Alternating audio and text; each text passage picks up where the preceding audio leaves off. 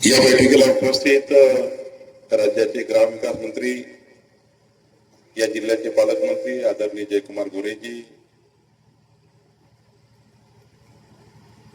आपले जिल्हाध्यक्ष शशिकांत चव्हाणजी, आमदार देवेंद्र कोटेजी, विक्रांत पाटीलजी, सचिन कल्याण शेट्टीजी, राजनजी पाटील, नरेंद्रजी काळे, इंद्रजीतजी पवार, असलमजी चौधरी, रमेशजी माने, सतीशजी काळे, विकास वाघमारे, अनिलजी काळे, मनीषजी देशमुख, प्रणवजी परिचारक, प्रकाशजी चौरे, दीपकजी माडी, सचिनजी जाधव, या ठिकाणी उपस्थित सर्व पूर्व जिल्ह्यातील मंडळ अध्यक्ष, जिल्हा कार्यकारिणी पदाधिकारी, या ठिकाणी उपस्थित श्री अंकुश अवताळेजी, लहूजी अवताळे, कोमलताई अवताळे, महेशजी बिराजदार, सुदर्शनजी यादव, समोर अनेक मान्यवर बसलेले आहेत, त्यांची नाव घेऊ शकलो नाही, मागे अनेक मान्यवर उभे आहे. थोडा उशीर झाल्यामुळं खर तर मी तुमची सर्वांची क्षमा मागतो.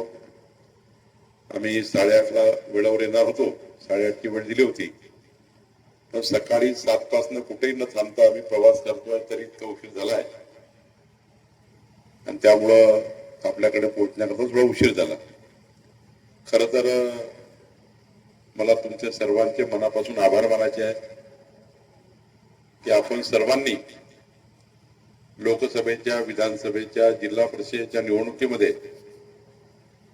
भारतीय जनता पक्षाला प्रचंड मजबूती देण्याकरता, आपली सत्ता आणण्याकरता, सरकार आणण्याकरता हाडाची काळं, रक्ताचं पाणी केलं.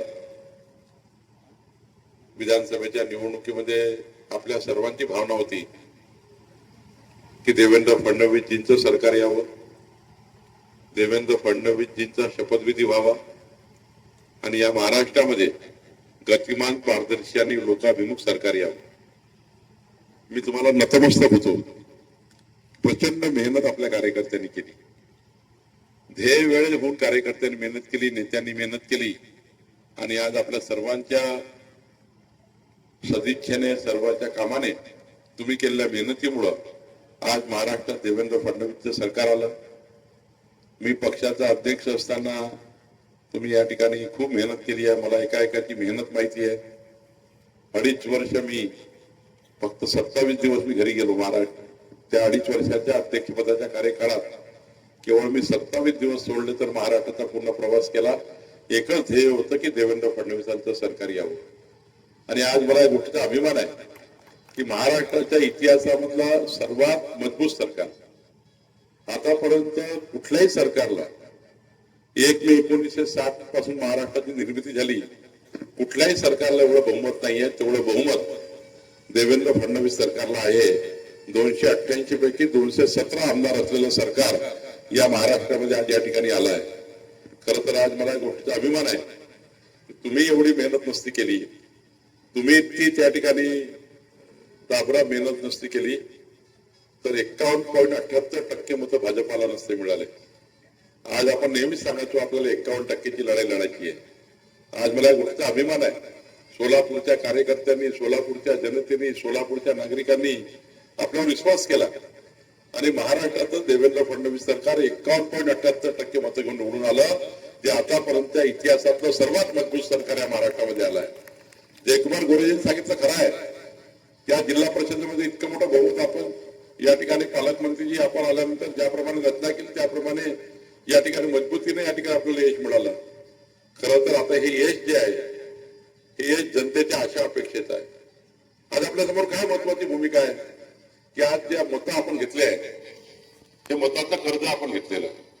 जरी जनतेनं आपल्याला मताचं दान दिलं, पण भारतीय जनता पार्टी करता हे मताचं कर्ज आहे आणि इमानदारीने 5 वर्ष काम करून जनतेच्या मताचं कर्ज, आपण जनतेला जो जाहीरनामा दिला होता, आपण जनतेला वचननामा दिला होता, आपण जनतेला संकल्पनामा दिला होता, तो संकल्पनामा या 5 वर्षात पूर्ण करण्याकरता आज आपली जबाबदारी, आमची जबाबदारी आहे. खरं तर आज तुम्ही एवढी मेहनत नसती केली तर देवेंद्रजी मुख्यमंत्री झाले नसते. देवेंद्रजी मुख्यमंत्री झाले नसते तर मी महसूल मंत्री झालो नसतो. मी महसूल मंत्री झालो नसतो तर जयकुमार गोरे ग्रामविकास मंत्री झाले नसते. आज बघा आपली एक कमळाची बटन किती महत्वाची होती की आज 2-2 मंत्री आपल्या सरकारचे आज आपल्या भारतीय जनता पार्टीच्या कार्यकर्त्यांसोबत बसलेले आहेत. रात्र हो की बेरात्र हो, आज आपल्या परिवारामध्ये जर आपल्या सरकार नसतं आलं, आपण एवढी मेहनत नसती केली, रात्रंदिवस कमळ नसतं केलं, तर जयकुमार गोरे आणि मी फक्त कार्यकर्ता म्हणून आलो असतो, मंत्री म्हणून नसता.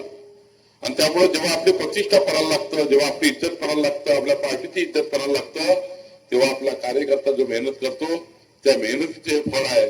आणि म्हणून या ठिकाणी आपलं सरकार आता काम करत आहे. मी तुम्हाला आश्वस्त करतो आपल्या पदाधिकाऱ्यांना, कार्यकर्त्यांना, आपलं सरकार आहे. काय आहे आपलं सरकार? थकले का तुम्ही?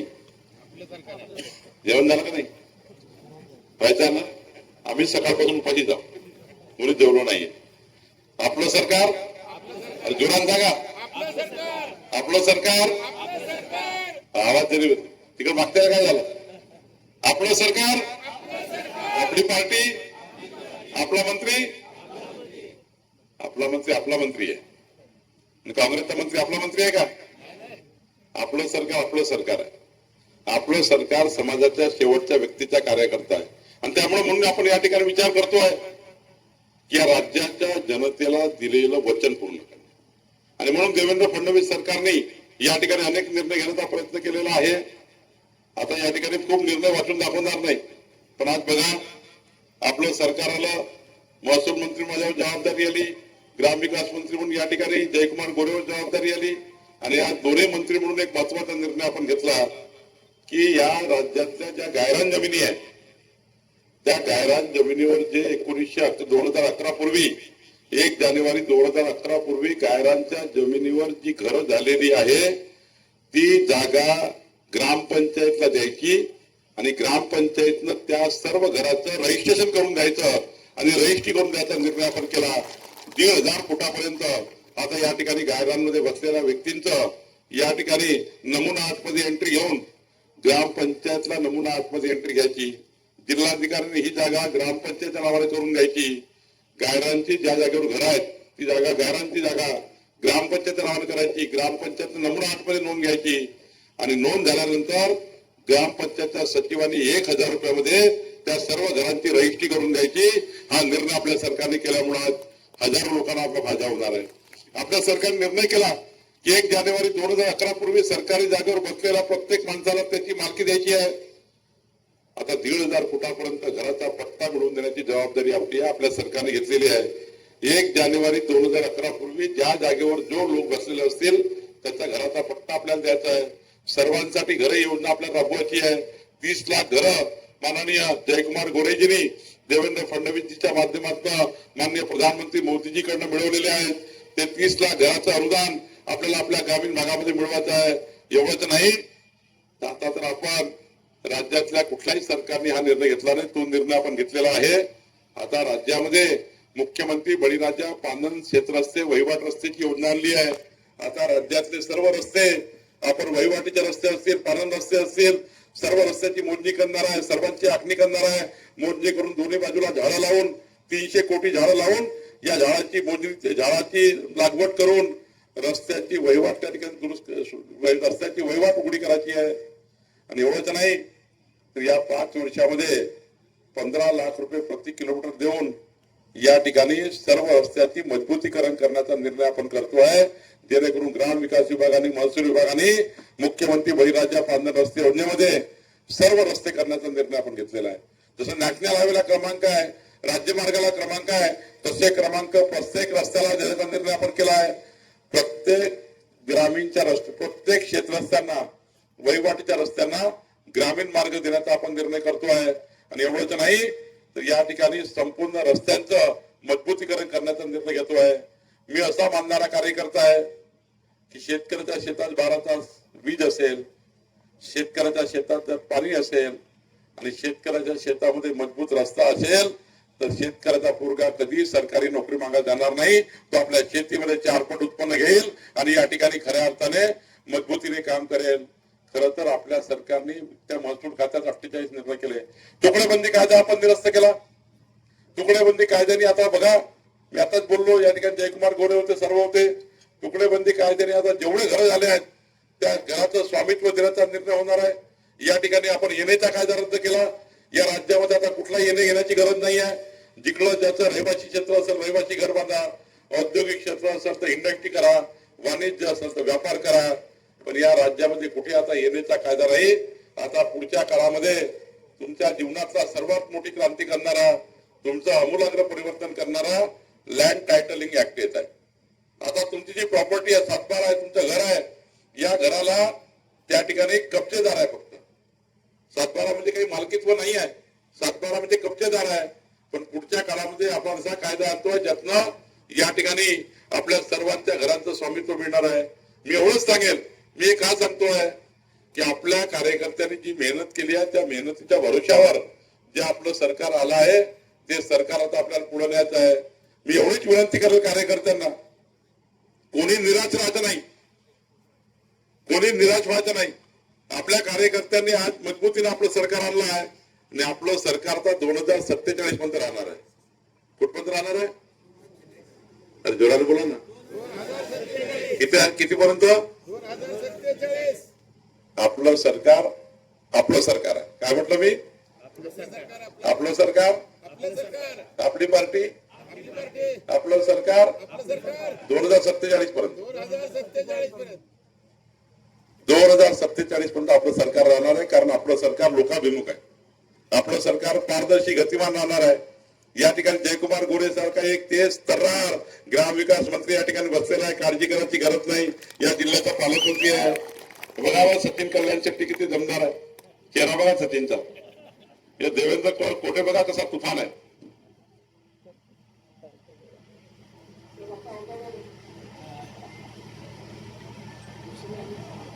हा काय आता अवचाळे आलं पुन्हा.